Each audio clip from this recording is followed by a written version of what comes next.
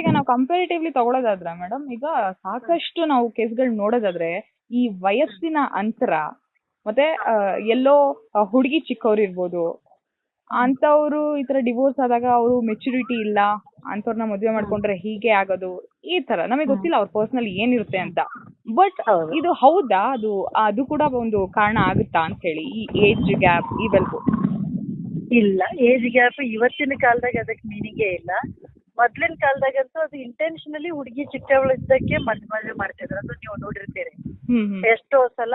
ಅದು ಈಗ ನಮ್ಮ ತಂದೆ ಕಾಲದವರು ಅವಾಗಿನ ಹಿಂದೆ ಹುಡುಗಿ ಎಷ್ಟೋ ಸಲ 20 ವರ್ಷ ಡಿಫ್ರೆನ್ಸ್ ಇರ್ತಿತ್ತು.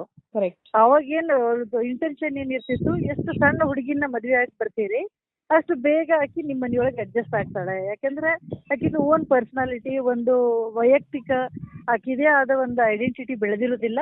ನೀವ್ ಆಕಿನ ಹೆಂಗ್ ಬೇಕು ಆಕಿನ ತಿದ್ದಬಹುದು ಅನ್ನೋ ಕಲ್ಪನೆ ಇರ್ತವೆ. ಈಗ ಹಂಗಿಲ್ಲ. ಕೆಲವೊಂದ್ಸಲ ನಾವು ನೋಡ್ತೀವಿ 20 ವರ್ಷದ ಹುಡುಗಿನೇ ಎಷ್ಟೋ ಮೆಚೂರ್ ಆಗಿ ಬಿಹೇವ್ ಮಾಡ್ತಾಳೆ, ಇಂಡಿಪೆಂಡೆಂಟ್ ಆಗಿ ಆಕಿನೇ ಏನಾದ್ರು ಅಂತ ಹುಡುಗಿ ಇದ್ರೆ. ಈಗ 25 ವರ್ಷದ ಹುಡುಗಿ ಯಾರಾದ್ರೂ ಚಲೋ ಜಾಬ್ ಮಾಡಕ್ಕಿದ್ಲಂದ್ರೆ ಅವ್ರ ಮನೆಯೊಳಗ ಆಕಿನಿಂದನೇ ಮನೆ ನಡೀತಿತ್ತು ಅಂದ್ರೆ ಆಕಿಗೆ ಬೇಗ ಮೆಚುರಿಟಿ ಬಂದಿರ್ತದೆ. ಮೆಚುರಿಟಿ ಅನ್ನೋದು ಪರಿಸ್ಥಿತಿಯಿಂದ ಬರ್ತದೆ, ನಾವು ಕಲಿಯೋದ್ರಿಂದ ಬರ್ತದೆ. ಕೆಲವೊಂದ್ಸಲ 40 ಆದ್ರೂ ಯಾರಿಗೂ ಮೆಚುರಿಟಿ ಇರೋದಿಲ್ಲ. ಕೆಲವೊಬ್ಬರಿಗೆ ಯಾವ ರೀತಿ ಇಂಡಿಪೆಂಡೆಂಟ್ ಆಗಿ ಮನೆ ನಡೆಸ್ಬೇಕು ಗೊತ್ತಿರೋದಿಲ್ಲ. ಮಾತಿಗೂ ಅಮ್ಮನ್ ಕೇಳ್ಬೇಕು ಅಂತಾರೆ.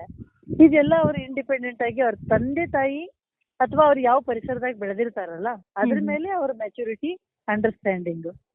ನಾನು 30 ವರ್ಷ ಡಿಫ್ರೆನ್ಸ್ ಇರುವಂತ ಕಪಲ್ ನೋಡಿನಿ, ವೆರಿ ಹ್ಯಾಪಿ, ಲಿವಿಂಗ್ ಹ್ಯಾಪಿಲಿ. ಇನ್ನು ಹುಡುಗಿ ದೊಡ್ಡಕ್ಕಿದು ಹುಡುಗ ಸಣ್ಣವಿರುವಂತಹ ಕಪಲ್ಗಳನ್ನ ನೋಡೀನಿ. ಅದ್ರೊಳಗೂ ಹೊಂದಾಣಿಕೆ ಇದ್ರೆ they will also be very happy. ಇದು ಅವ್ರವ್ರ ಅಂಡರ್ಸ್ಟ್ಯಾಂಡಿಂಗ್. ಅದನ್ನ ಡಾಮಿನೇಟ್ ಮಾಡಕ್ ಹೋಗ್ಬಾರ್ದು ಅಷ್ಟೇ. ನಾನ್ ದೊಡ್ಡವದೀನಿ, ನನ್ ಮಾತ್ ಕೇಳು. ಕೆಲವೊಂದ್ಸಲ ಇರ್ತಾರೆ ಹುಡುಗಿ ಅಂದ್ರೆ ಹೆಂಡತಿ ಏನೇ ಹೇಳಿದ್ರು ನಾನು ನಿನ್ಕಿಂತ ದೊಡ್ಡವದೀನಿ, ನನಗೆ ಹೆಚ್ಚಿಗೆ ಕಾಮನ್ ಸೆನ್ಸ್ ಇದೆ, ನೀನೇನು ಹೇಳ್ಬೇಡ, ಹಿಂಗೆಲ್ಲ ಅಡ್ಡ ಬಾಯಿ ಹಾಕೋದು ಮಾತಾಡೋದು ಮಾಡ್ತಾರದು. ನಮಗದು ಮತ್ತೆ ಈಗೋ ಇಶ್ಯೂ ಆಗಿ ಕನ್ವರ್ಟ್ ಆಗ್ತಾವ. ಇನ್ನು ಮೇಡಮ್, ಈಗ ಡಿವೋರ್ಸ್ ಮ್ಯೂಚುವಲ್ ಆಗಿ ಬಂದಂತ ಸಂದರ್ಭದಲ್ಲಿ, ಈಗ ಒಬ್ರಿಗೆ ಯಾರಿಗೋ ಡಿವೋರ್ಸ್ ಬೇಕು ಅಂತ ಸಂದರ್ಭದಲ್ಲಿ ಏನಾಗುತ್ತೆ, ಅವರಿಗೆ ಅಂದ್ರೆ ದುಡ್ಡು ಕೊಡ್ಬೇಕಾಗುತ್ತೆ, ಪ್ರಾಪರ್ಟೀಸ್ ಕೊಡ್ಬೇಕಾಗುತ್ತೆ. ಅವ್ರ ಲೈಫ್ ಜರ್ನಿಯಲ್ಲಿ ಅಂದ್ರೆ ಇವರು ಒಂದು ಭಾಗವಾಗಿ ಅವ್ರಿಗೆ ಹೇಗೆ ಗಂಡ ಆಗಿದ್ದಾಗ್ಲೂ ಇದ್ರೋ ಅದೇ ರೀತಿ ಅವ್ರನ್ನ ಬಿಟ್ಟ ನಂತರ ಕೂಡ ಅವ್ರನ್ನ ಸಾಕ್ಬೇಕು, ಈ ತರದ್ ಒಂದಷ್ಟು ಇರುತ್ತೆ. ಬಟ್ ಮ್ಯೂಚುವಲ್ ಡಿವೋರ್ಸ್ ಆದಾಗ ಏನೆಲ್ಲ ಇರುತ್ತೆ ಅಂತ ಹೇಳಿ, ಪ್ರೊಸೀಜರ್ ಏನೆಲ್ಲ ಇರುತ್ತೆ ಅಂತ? ಅದ್ರೊಳಗೂ ಸೇಮ್ ಇರ್ತದೆ. ಅಕಸ್ಮಾತ್ ಹೆಂಡತಿ ಕೆಲಸ ಮಾಡ್ತಿರ್ಲಿಲ್ಲ, ಆಕಿ ಹೌಸ್ ವೈಫ್ ಇದ್ಲು ಅಥವಾ ಇಂಡಿಪೆಂಡೆಂಟ್ ಅರ್ನಿಂಗ್ ಇರ್ಲಿಲ್ಲ ಅಂದ್ರೆ ಮೇಂಟೆನೆನ್ಸ್ ಆಕಿಗೂ ಕೊಡ್ಬೇಕು ಅಥವಾ ಒಂದು ಪರ್ಮನೆಂಟ್ ಅಲಿಮನಿ ಕಾಂಪೆನ್ಸೇಷನ್ ಕೊಡ್ಬೇಕು ಅಂತ ಇರ್ತದೆ. ಅದ್ರದ್ದು ರೂಲ್ಸ್ ಅಲ್ಲ, ಕೊಡ್ಲೇಬೇಕು ಅಂತ ಎಲ್ಲೂ ಇರೋದಿಲ್ಲ.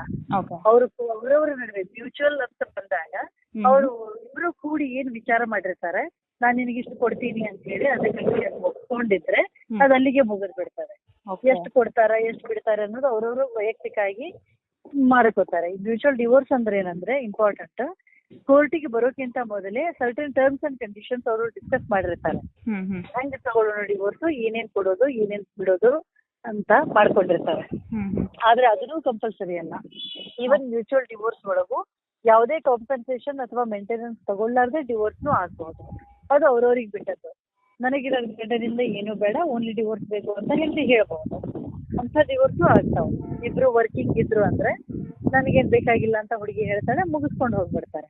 ಈ ಮ್ಯೂಚುವಲ್ ಡಿವೋರ್ಸ್ ಅಂತಂದ್ರೆ ಒಂದು ಕೇಸ್ ಇಬ್ರು ಕೂಡ ಎಲ್ಲಾನು ಡಿಸೈಡ್ ಮಾಡಿ ಹಾಕ್ತಾರೆ.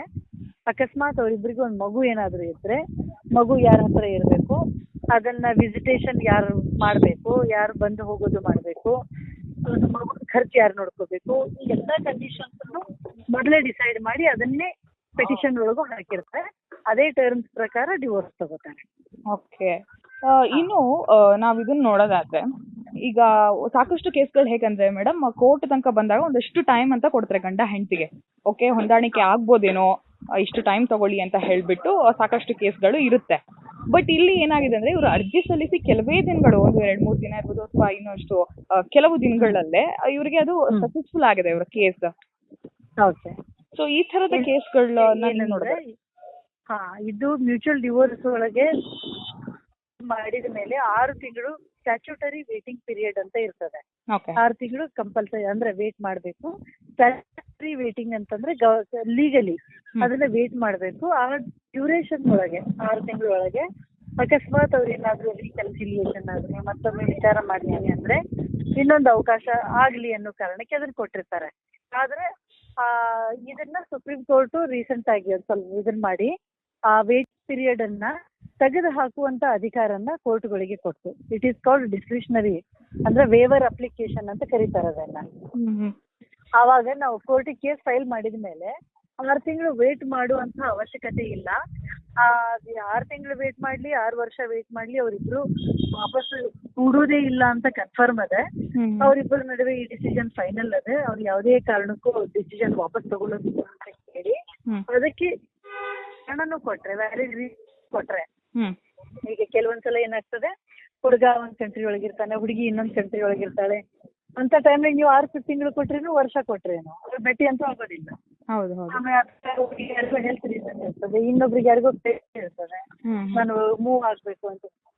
ಅವಾಗ ಅದನ್ನ ಅಪ್ಲಿಕೇಶನ್ ಹಾಕಿದ್ರೆ ಕೋರ್ಟು ಕಾರಣಗಳು ಏನಾದ್ರು ಸಕಾರಣ ಇದ್ರೆ ಆ ಅಪ್ಲಿಕೇಶನ್ ಅಲೋ ಮಾಡ್ತದೆ. ಅಲೋ ಮಾಡಿದ್ರೆ ವಿದಿನ್ 1 ವೀಕ್ ಮುಗಿಸ್ಕೊಂಡ್ಬಿಡ್ಬೋದು. Okay, so it all depends ಅಂತ. Yes it depends. ಸೊ ಕೆಲವೊಬ್ರು ಹಾಕ್ತಾರೆ ಅಪ್ಲಿಕೇಶನ್, ಕೆಲವೊಬ್ರು ಹಾಕೋದಿಲ್ಲ. ಇತ್ತೀಚೆಗಂತೂ ಎಲ್ಲರೂ ಹಾಕ್ತಾರೆ. 6 ತಿಂಗಳು ಯಾಕೆ ವೇಟ್ ಮಾಡೋದು ಅಂತೇಳಿ ಹಾಕ್ಬಿಡ್ತಾರೆ.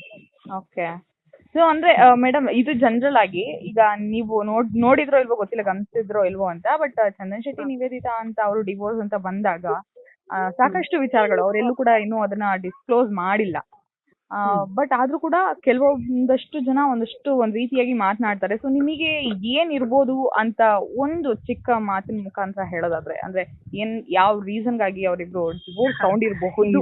ಇಲ್ಲ ನಾವ್ ಹೇಳಿದ್ರು ಮ್ಯಾಟ್ರಿಮೋನಿಯಲ್ ರೀಸನ್ ಏನಿರ್ತಾವಲ್ಲ, ವೈವಾಹಿಕ ಕಾರಣ, ಅದು ಯಾವ ಕಾರಣ ಅನ್ನೋದು ಅವ್ರಿಬ್ಬರಿಗೆ ಗೊತ್ತಿರ್ತದೆ.